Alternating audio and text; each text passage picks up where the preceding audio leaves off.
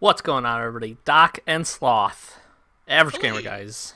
We're back yet again, and we're here to talk about Blueprint update rollout details and our thoughts for what's to come. So, welcome to the day. Welcome to the channel if you're new. Thank you for stopping in. Links in the description. Twitter, Twitch, Discord. Definitely check out that Discord one. Hop over there, join in, so you can know when we're streaming, which we're doing a little bit more often these days, which is really, really cool. Had some fun streams this weekend. So, with all that being said, we're going to jump into this. I'm going to try to get through the information relatively quickly. I'm going to tell Sloth to basically just shh over there. And then we are going to jump into just kind of our general thoughts about what's to come. We obviously are picking this update here in about a week or so from when this video will be posted. And it's coming with some changes. So let's jump into it. So we got a post on the 21st, so we're a couple days behind, but we wanted to cover it, that talked about a little bit more. I don't know if we got necessarily a ton more details, but kind of put everything into one package that I think is important to talk about. So Blueprint update is coming out on December 4th. All right. We're also at that day we're getting Rocket Pass 5. We get the new item shop, and they say as well as some other stuff coming. I'm assuming that's probably going to be like a holiday event. They've been pretty good about those, and it's getting into December, so we're probably right in that time frame. The update is going to go live at 10 a.m. Pacific Standard. Crates are out, blueprints are in. Keys go to credits. We'll talk about that in a little bit more detail here shortly. And that's really what we got. So one thing that is kind of interesting is that Supersonic Fury, Revenge of the Battle Cars, and Chaos Run, which not a lot of people are familiar with a lot of this stuff, especially as if you picked up the game recently, you basically already got all of these battle cars. But if for whatever reason you didn't, maybe you've had the game for a long time, you're getting all these cars. They're basically DLC packs. The store that has the DLC items in it is completely going away. All that stuff will be gone. So if you do want to pick up any of that stuff, specifically like the Batmobile or anything else like that, you need to go get it now. Because after that, it's going to just roll through the new updated inventory store. And yeah, you're going to have to wait for it. But all that stuff is going away. But you are going to get, if you didn't have them already, you're going to get some new battle cars, which you may or may not use in your inventory. So blueprints, inventory changes, and archiving is kind of what they covered in this. Again, following the blueprint update, you're going to get blueprints dropped after matches instead of crates. Everybody should be pretty familiar with this. That drop is going to show you the specific item that can be then built for credits, which is the new currency for keys. You can build them, you can trade that blueprint to a friend, or you can just let it sit in your inventory and rot. Totally up to you. Unopened crates, we've talked about this already as well. They're going to be converted into unrevealed blueprints of the same crate series, which you can then reveal at no cost. So basically be able to turn them over or open them, if you will, and then once you do, you can purchase that item and make it for credits. Those will all be in a tab in your inventory, probably right where the crates are currently. Keys that you own are going to be automatically converted into the new version of credits. One key equals 100 credits. There are some bulk purchases that you can do. I don't have the specifics in front of me, but basically the more you buy, if you buy in a big bulk, you get an additional percentage of credits for quote-unquote free. You really just get them at a discounted price. So if you do end up buying credits or do decide to buy credits, it values you to buy the biggest amount that you can. But hopefully now, with this new system, you'll be able to trade and earn some credits that way. But one key, if you have keys right now, 100 credits. So that's what we're going to get. This is important. So since it's a major conversion, crates will stop dropping, and all purchases in Rocket League are going to be disabled, which is really interesting. They're doing 25-hour slot leading up to such a the update. Yeah, like, why not 24? I don't know. There's got to be something in it. But 25 hours prior to that, you basically can't do anything with crates. You're not going to get crates. You can't do anything with keys. You can't buy keys. It's essentially to ensure that the conversions are correct. The system has enough time to swap everything over and then give you the appropriate amount of items back. So basically at 9 a.m. Pacific Standard Time on December 3rd, you can't do anything. You won't be able to buy DLC cars. You won't be able to trade during that 25-hour period as well. So you can't do any of that stuff. Trade ups, trade ins, as they call them, but trade ups. So crate-specific trade-ups, you will not be able to do, and basically any interaction with crates will cease. So December 3rd, before December 3rd, if you want to do anything with crates, crate item trade-ups, any of that stuff, buy keys, whatever. I would not recommend buying keys at this point. But whatever it is, December 3rd is your last day. The morning of December 3rd is your last time. After that, we'll be in the new system, and everything will be reset once the update rolls out. Again, they talk about trade-ins or trade-ups for items received from crates. Again, we knew this. They're no longer going to be possible following the update. So again, starting from December 3rd, you can't do crate item trade-ups anymore. So if you've got a couple of imports or very rares that you know you're not going to trade, don't want, and they're from the same crate series, you need to trade them up and trade them up ASAP. They did talk about free post-game drops. They're still going to occur after matches. So your non-crate items, your rares, very rares, imports, and your exotic wheels, all that stuff, that system is going to remain the same. And then they did talk about very briefly, they're introducing what they call the archive tab in your inventory, which basically means you can archive anything in your inventory. It will put it in a place that you don't have to see it, which is kind of nice. So all these Rocket Pass items or anything untradeable that you don't want to see in your inventory, you can archive to slim your inventory down. And then you can go to that specific tab if you do want to take a look at that stuff. They talked about the item shop. We'll probably have a couple of screens up as well just to show you what it looks like. And there was a video talking about it, so I will run through that. But basically, it's the new update. It's the new shop that they're going to have instead of the store that they've got. They're still going to keep the esports store, but this new store basically replaces the DLC store, and it's going to be the 24-hour daily basis rotation of items that you can purchase straight for credits. Anything you purchase from the store is not tradable, cannot be traded. It's important to note, and you'll know exactly what you're getting. If it's painted, certified, both, what colors, what certifications. So all that information will be right up there for you. And they call it the showroom. I'm sorry, I keep calling it DLC shop. It's called the showroom, Sloth. So make sure you get the terminology right when you talk about it.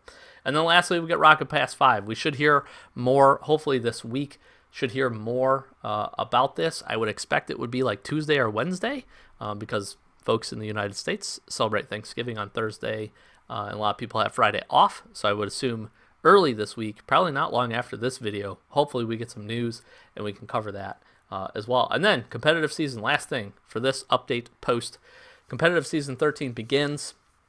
It will begin on December 4th. And competitive season 12 is going to come to a close at 8 a.m. Pacific Standard Time.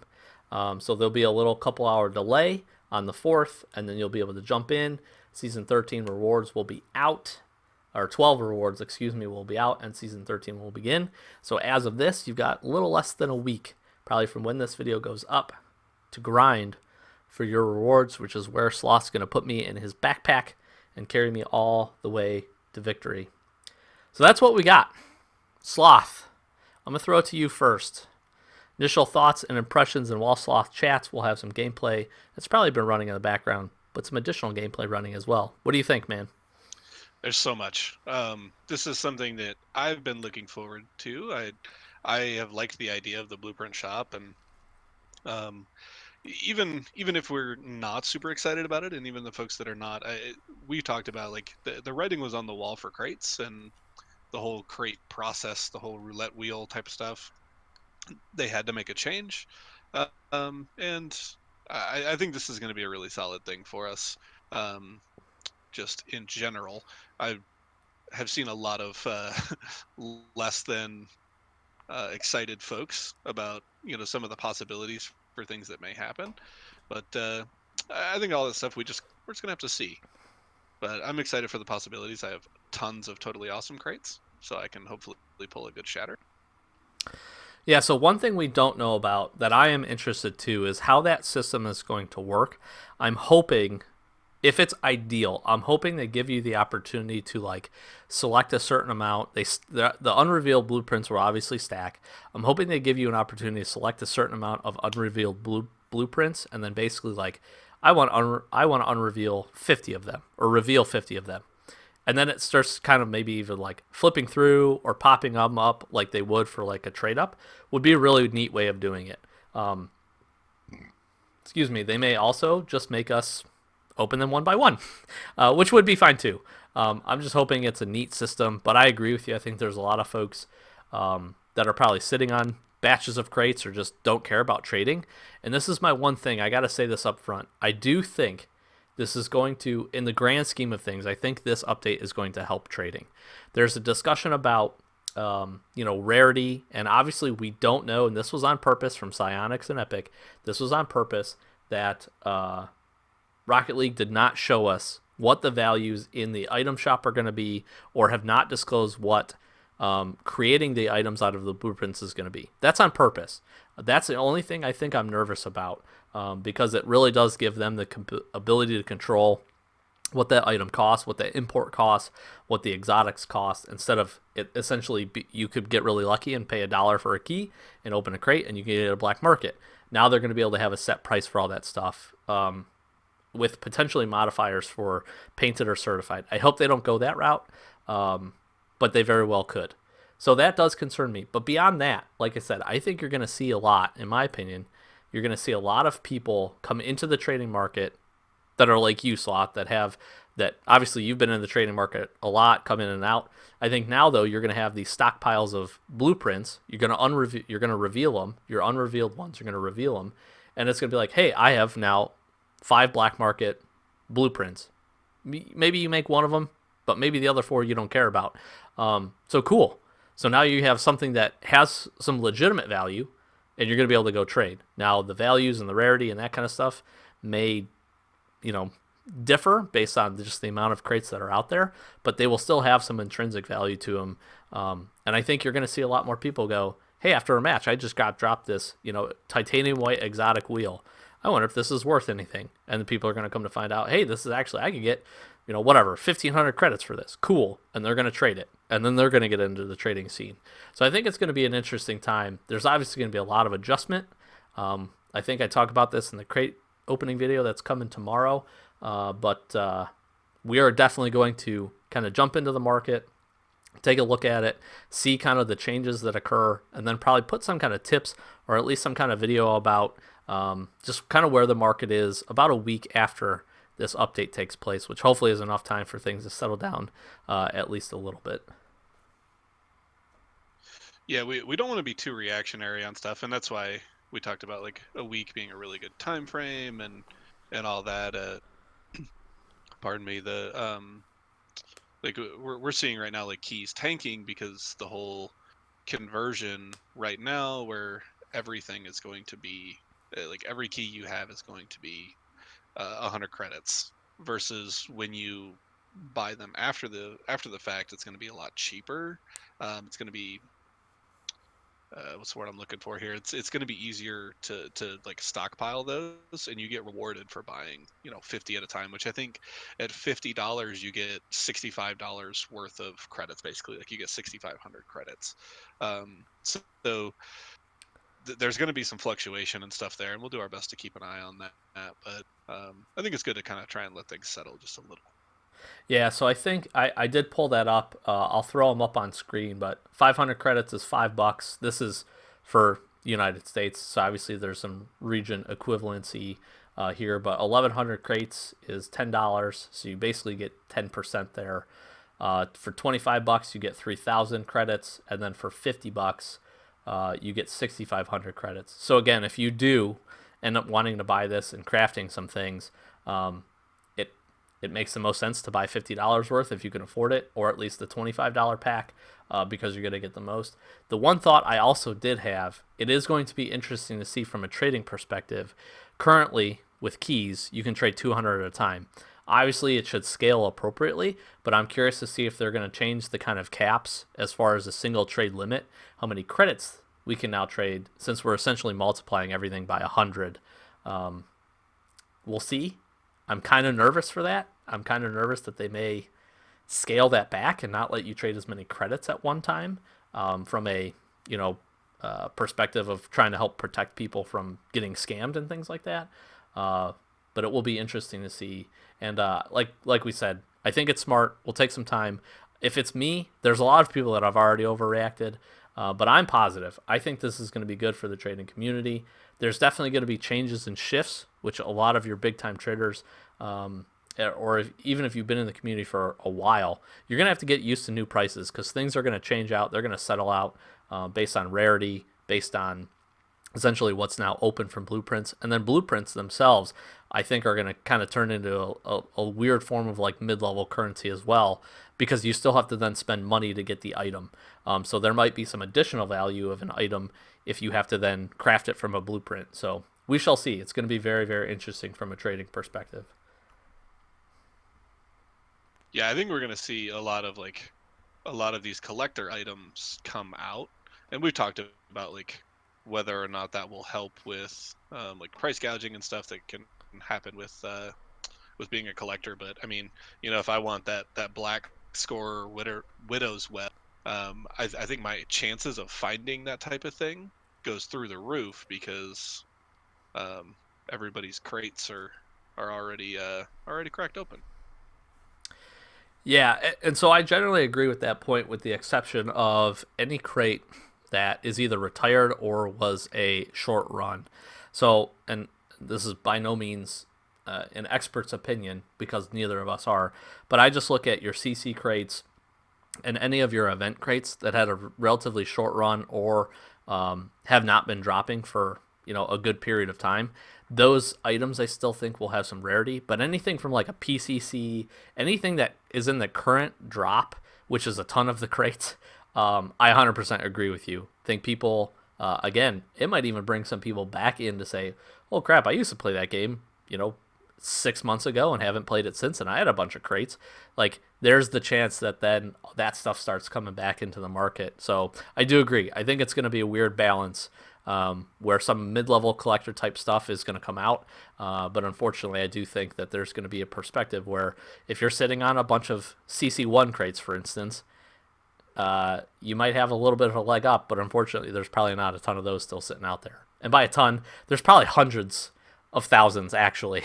But it's, you got to think about like active accounts and that kind of stuff, and that is data smart for Rocket League that they would never give us. But it would be interesting to see the back end of that stuff. But I do agree with you. I think collectors, especially collectors moving forward, this is awesome for you.